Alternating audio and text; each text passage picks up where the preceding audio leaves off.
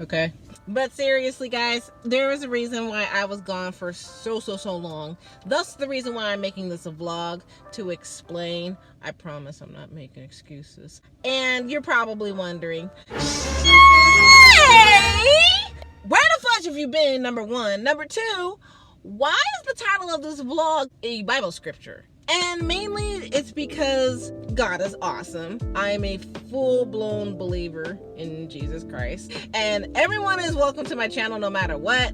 But this, I'm sharing my own personal experience. And this scripture really caught my eye when I was reading it. And it came to life, especially with the situation of what I'm about to explain of what happened and why I was gone so long. So the last upload I did was a month ago. I believe I was live streaming from my PS4 because that's the only time I can actually live stream. And I was playing Fortnite with basically all of you guys. That Catmobile, yeah. That why you gotta dang? Why you have to do? But after that, it just went total silent for like a month, almost like 2 months or so. And what happened in that time was something that was tragic. As y'all know, the pandemic's still going on, and a lot of bull crap is happening in the world right now, and a lot of hate, unfortunately, and a lot of bad circumstances from finances and other different things that are affecting people's attitudes and just a bunch of stuff. And unfortunately, that all centered around me, was going through. You remember last time in my other video when literally my family and I were homeless for a moment because of something that wasn't our fault. That's a leaf. That's a whole leaf. You had a leaf in your tail. The struggle is real. I understand that. Don't worry, we're gonna get out of it. But basically, I was very thankful because we were able to be taken in from a coworker, and then from there we had to like move on to like a hotel, and it was a mess, but it was a miracle we were able to find a place in a very nice area. You guys remember when I did this? Sacrifice ourselves, no matter what the fuck? Yeah, and we loved the place for a while, but some things happened that wasn't our fault with the pandemic and finances and everything, where we just could not keep up. This is California, so since things are shut down, you can only imagine about eviction bans and everything. Even though circumstances were way out of our control, we were in a position where we had to find another spot to live, and we had to find it quick. So I used to juggle for jobs like Lyft, Uber.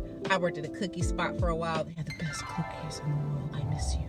And I did my essential work that I do in the hospital. But just everything hit in a timing where I was finally getting everything built up and ready to go.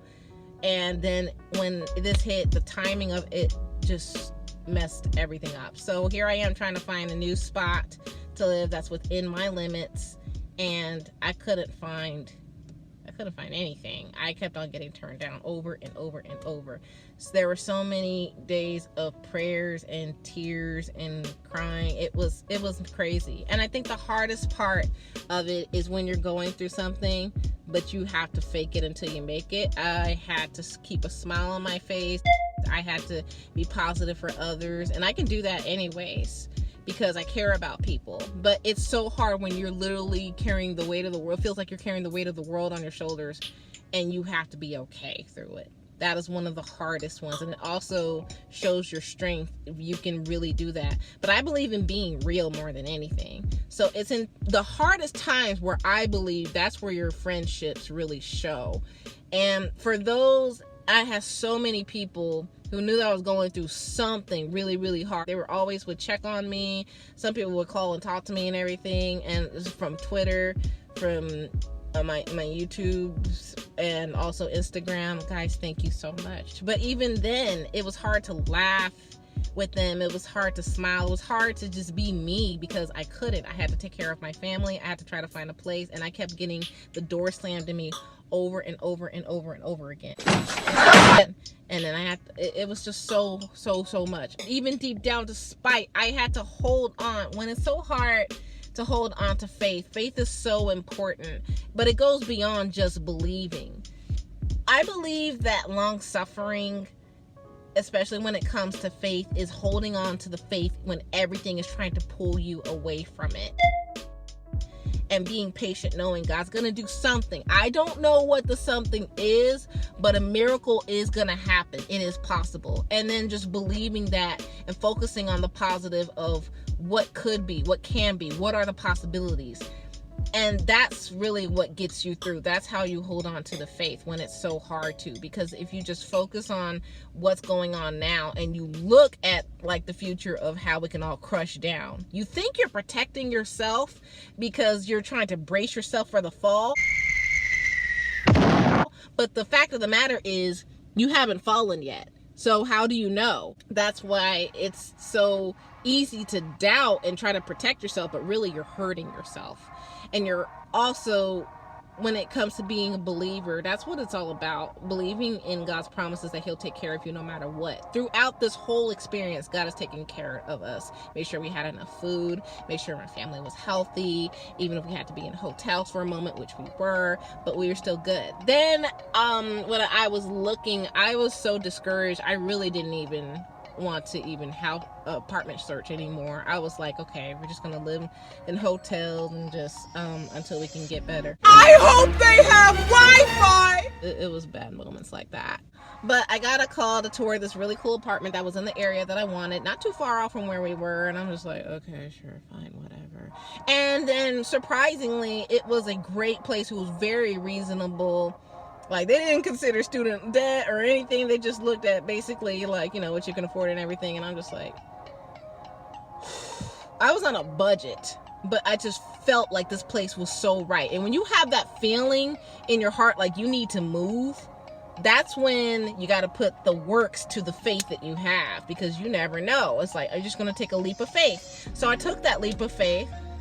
My family and I, we took that leap of faith. We applied, we paid the fees and everything, and God still sustained us because we were on a budget, but we took a chance. Got approved. And then when we got approved, everything just fell into place. And now, I have a new spot to live. This is my lovely home. You can't really see it because this angle sucks. Bruh. And it was so hard because when at work I got nurses, doctors, and everything going, oh my gosh, we got to go to Disney World again. Oh, I'm trying to buy this other house and da-da-da. And they're talking about housing and how to improve their houses, how to buy vacation houses. And other people are talking about PS5s and everything. And I'm just over here being quiet, just like, I just want a home. That's my struggle. I just want a home for my family. I just want to be okay. I just want to do YouTube. I don't want to let that go. And God just knows your heart. He knows the inner parts of you that you don't show anyone else. And he hears that. So when you're just like, when you don't even know what to pray, I didn't even know what to pray anymore, because I'm just like, well, I don't even know what to do. I'm not in the mood to go, oh, God's so good. Everything is falling on me. What do I do? And it's in that situation where I'm just like, God, and I really think about it, and I really got to think about it. When is a time you truly failed me? At any moment. Like, I'm alive right now. I've survived car accidents, abusive situations. We've been through so much, and he got us through so much. When has he ever let me down? And I got to think about it. I'm like, I don't got an answer for that, because never. And if he hasn't let me down then, why would he let me down now? And so with that thinking, that's what gives you the strength to go, okay, hold on to this faith and see what happens. But everything worked out. He worked it out. We got a new spot to live. We're building up again. And I'm about to come to YouTube with a big old comeback. But yeah, things are getting so much better. If you're finding a reason or trying to find out a reason of why to be hopeful, especially in such a terrible time like what's going on now in the world, or just in your personal life, or what you feel like no one understands you, even when friends try to be there for you, but I'm here for you, and pats on the back just feel like, okay, but you actually gonna help me or what? Help me! Help me! When it feels like that, then you just gotta remember God is always there for you, because he was there for me. And that's why when Psalms 40 has to be one of my very favorite scriptures, because it's so true. It said, I waited patiently for the Lord, and he inclined to me and heard my cry. He also brought me up out of a horrible pit and out of the miry clay and set my feet upon a rock. And that alone just says, out of the most stickiest and messed up situations, even if you made it yourself, he can still deliver you. He's got the power to do that. And establish my steps. He put a new song in my mouth. Praise to our God. A lot of people go, oh, praise God. He's so good. But what are you really praising him for? Like, do you feel it in your heart? Like, what's really there? Are you just going along with the crowd, or are you for real thankful from the heart? That stuff matters. And so many will see it and fear and will trust in the Lord. Blessed is the man who makes the Lord his trust and does not respect the proud, nor such as turn aside to lies. Many, O Lord, my God, are your wonderful works, which you have done. And your thoughts towards us can't be recounted to you in order. If I would declare and speak of them, there are more than can be numbered. Sacrifice and offering you don't desire. My ears have you opened. Burnt offering and sin offering you did not require. Then I said, behold, I come. In the scroll of the book it's written of me. I delight to do your will, O my God, and your laws within my heart. And that makes sense, because when I can't talk. When you really look at it, one of the things that they did back in those days to show that they love God or please God is burnt sacrifices, especially if they messed up and needed to be forgiven for sin before Jesus came, of course, and took care of that on the cross. But one of the things that God really always wanted was obedience. You're God, you know what you're doing. I don't, but I'm gonna trust you anyways, and that's why I'm gonna do what you say. That's all he wanted. Really, that's what it is. That's what it is. That's what every parent wants from their kid. I have proclaimed the good news of righteousness in the great assembly. Indeed, I do not restrain my lips. O Lord, you yourself know. I have not hidden your righteousness within my heart. I've declared your faithfulness and your salvation. I have not concealed your loving kindness and your truth from the great assembly. In other words, I haven't hidden the goodness, and I can't be shut up about how good God is. How can I when he's good? When you're thankful and you're grateful, you're going to let someone or the world, or you got to let what's in your heart burst. Do not withhold your tender mercies from me, O Lord. Let your loving kindness and your truth continually preserve me. For innumerable evils have surrounded me.